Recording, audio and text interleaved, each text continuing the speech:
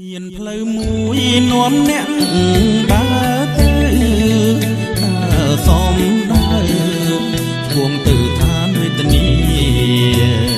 ផ្លូវនោះធំមានមនុស្សច្រើនគ្នាសប្បាយខ្ញុំខ្ញាល់មិនដឹងថាព្រោះថ្នាំងឡើយមិនដឹងថាគឺជារំដើដែលនាំទៅរំទុកឥតពេលស្បាយក្នុងបងផ្លូវតែហើយគ្មានអ្វីឡើយអាចជួយឲ្យพ้នវេទនាផ្លូវមួយទៀតនាំអ្នកដើរទៅដើរសំដើរគួងទៅឋានសុខីព្រះគ្រីស្ទដើរទៅគុំរុញរា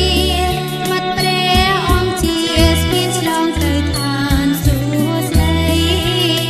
ផ្លូវនោះតូចមានមនុស្សតិចណាស់ដែលដឹងច្បាស់ដើរតាមគ្មានអ្វីผิดភ័យផ្លូវមួយនេះអរប្រពៃសុខសួស្ដីជារៀងរហូតអន្តរ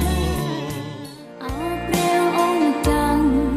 កាលខ្ញុំនឹងស្ងើយខ្លាំងអចាពីសង្គមលោកដែលទ្រង់សាងដោយព្រះសូមសរសើរព្រះអង្គជាមួយគ្នាជាឋានៈបងប្អូនយើងគ្រីស្ទានដែលនៅទាំងប្រទេសសាសគ្រប់ទាំងស្ទែទាំងអស់ដែលបានចូលរួមដោយមានភាពអបអរបំផុតដូច្នេះខ្ញុំសូមអរគុណនៅឆ្នាំនេះយើងបានធ្វើពិធីនេះបានខលពី Cambodian Revival ពីឆ្នាំមុនយើងមានកម្មវិធីផ្សេងនេះទៅទីហើយបែរជាឆ្នាំក្រោយយើងនឹងមានទីមួយទៀតសង្ឃឹមថាយើងនៅក្នុងដាឡាស់ឬក៏ forward ឬក៏ forward ឬក៏ Houston បាទដូច្នេះHouston ក៏រៀបចំកន្លែងទៅឲ្យយើងស្រាប់ហើយបងប្អូនយើងជ្រើសរើសទៅ Houston ហ្នឹងហើយដូច្នេះសូមអរគុណបងប្អូនយើងអរគ្នាខ្ញុំចង់ជម្រាបបងប្អូនខ្លះដែលអ្នកដែលគណៈកម្មការបានចាត់ចែងI want to introduce to people who make this happen the number one is God without him we cannot do that without him we cannot do that number two ខ្ញុំអរគុណពួកបងប្អូនយើងគណៈកម្មការទាំងអស់ដែលយើងបានហៅដែលជា life fellowship life fellowship គឺយើងបានចាប់ដើម6ឆ្នាំ so we been start for 6 years and before we call life fellowship life fellowship បងប្អូនទាំងអស់ដែលបាន brainstorm ធ្វើកម្មវិធីសម្រាប់revival ហើយជា7ឆ្នាំគឺ brainstorm and plan together and then រកទីកន្លែងរៀបចំអបអរ it's a lot of involved in the background and a lot involved in the brainstorm and I'd like to introduce you to be part of life fellowship. Can you stand up, you and your family, your wife, please stand up. ព្រមទាំងកូនលន់និងអង្គទាំងតារាភ្លឺថ្លាខ្ញុំកូនរិនត្រង់ដែលស្ដែងក្នុងគុំទាំងអង្គនោះចិនខ្ញុំត្រៀមសរសើរព្រះអង្គทรงគ្រងទ្រង់ធំណាស់ណា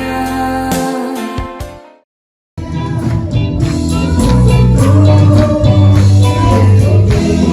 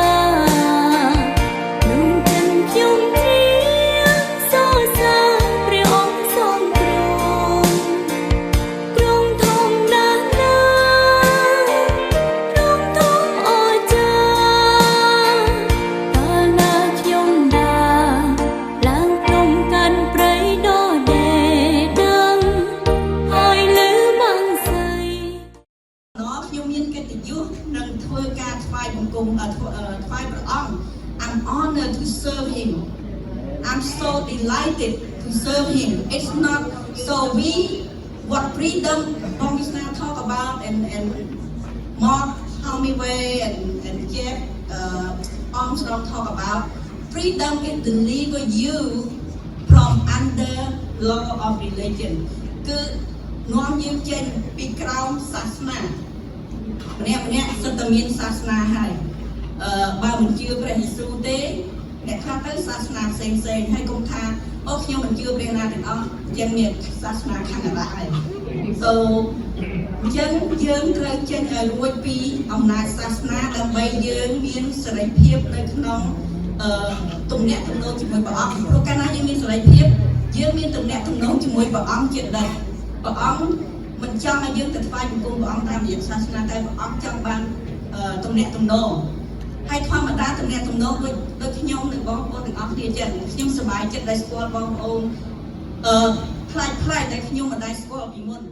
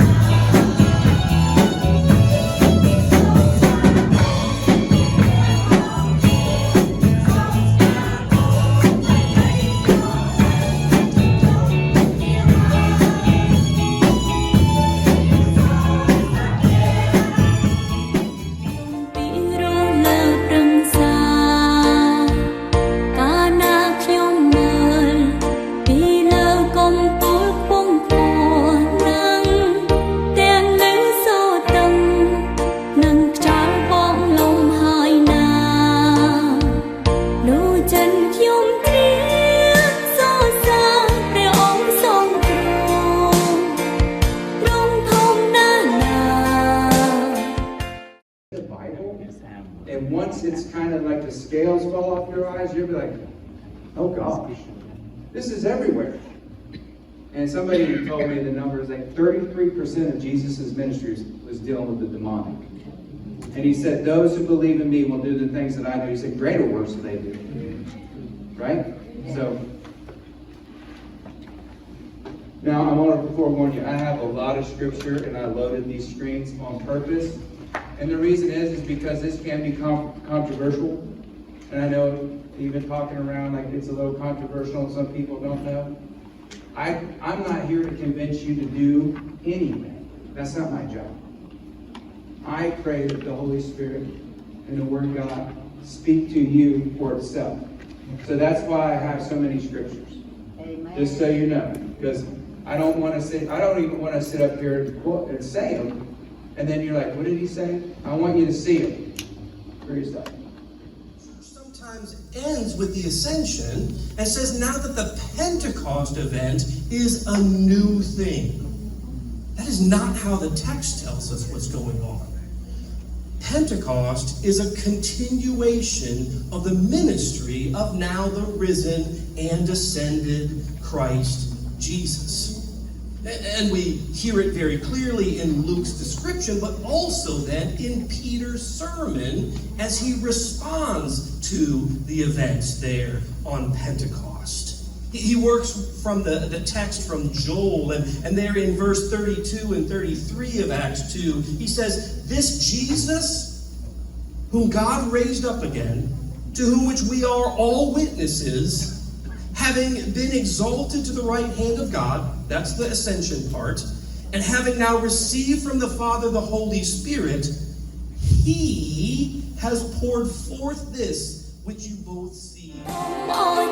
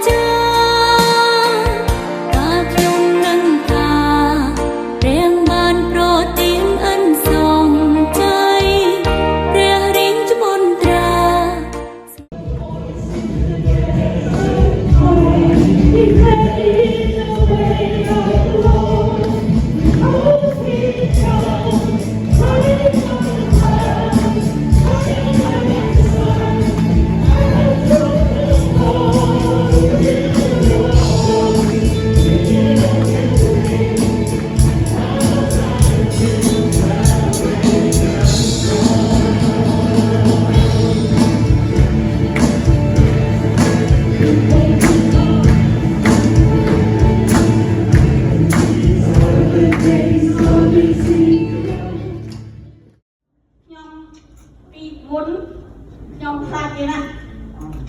ខ្លាចភ័យញ័រអង្គុយតែខាងក្រោយហើយពួនអត់ចង់ឲ្យលោកគ្រូមើលដល់មុខខ្ញុំទេអាការភ័យខ្លាចនោះខ្ញុំបានបង្កើតជារនាំងជាចិញ្ចៀនបានខ្ញុំមិនអោយបានទទួលព្រះពរនឹងជីវិតបញ្ញបរមដែលព្រះគ្រិស្តបានចំណាយព្រះអង្គទ្រង់សុគតលើចិត្តការសម្រាប់ជីវិតខ្ញុំមិនបានស្គាល់ព្រះជាម្ចាស់ខ្ញុំពិតប្រាកដពីព្រោះខ្ញុំភ័យខ្លាចខ្ញុំមិនបានស្គាល់អត់បានមានរយៈថោងចិត្តស្និទ្ធជាមួយព្រះរបស់ខ្ញុំហើយខំទៅទៀតខ្ញុំមិនបានស្គាល់អត្តសញ្ញាណច្បាស់របស់ខ្ញុំដែលព្រះបានបង្កើតខ្ញុំមក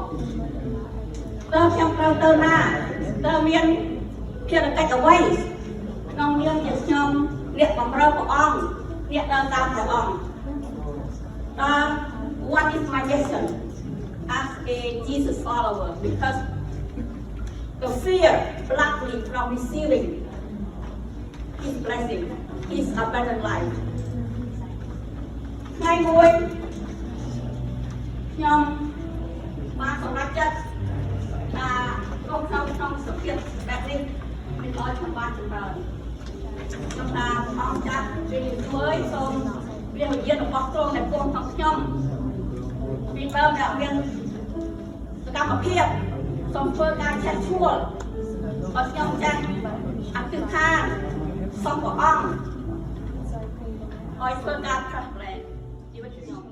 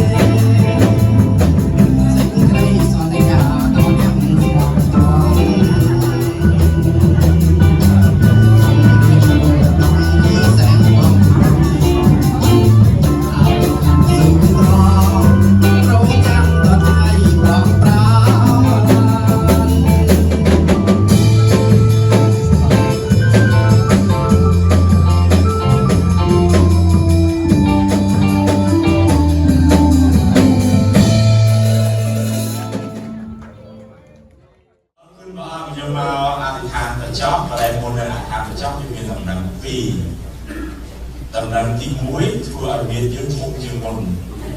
រីធំជាងមុនគឺអាហារថ្ងៃត្រង់ហើយដំណឹងទី2យើងបានញញឹមថតរូបបាទហើយដំណឹងទី3យើងបានដើរលេងឥឡូវយកមួយណាមុនទៅអរគុណបងខ្ញុំមានពេលខ្លីនេះបាទលោកគ្រូនឹងបញ្ចាំងស្លាយខ្ញុំ track មើលដំណើររបស់បងប្អូននៅសហរដ្ឋអាមេរិកនេះខ្ញុំរាប់មកទៅ40ឆ្នាំខ្ញុំរាប់បងប្អូនខ្លះមកឆ្នាំ81 82 83 84 85ដល់90ជាទូទៅប៉ុន្តែយើងនិយាយជារួមទៅប្រហែលជា40ឆ្នាំហើយបងប្អូនយើងនៅចរចាមួយចំនួនយើងក៏បានគិតពីដែរចឹងយើងចង់ប្រមូលបងប្អូននៅរដ្ឋផ្សេងទៀតធ្វើគូក្រុមជំនុំខ្មែរនៅវិស័យ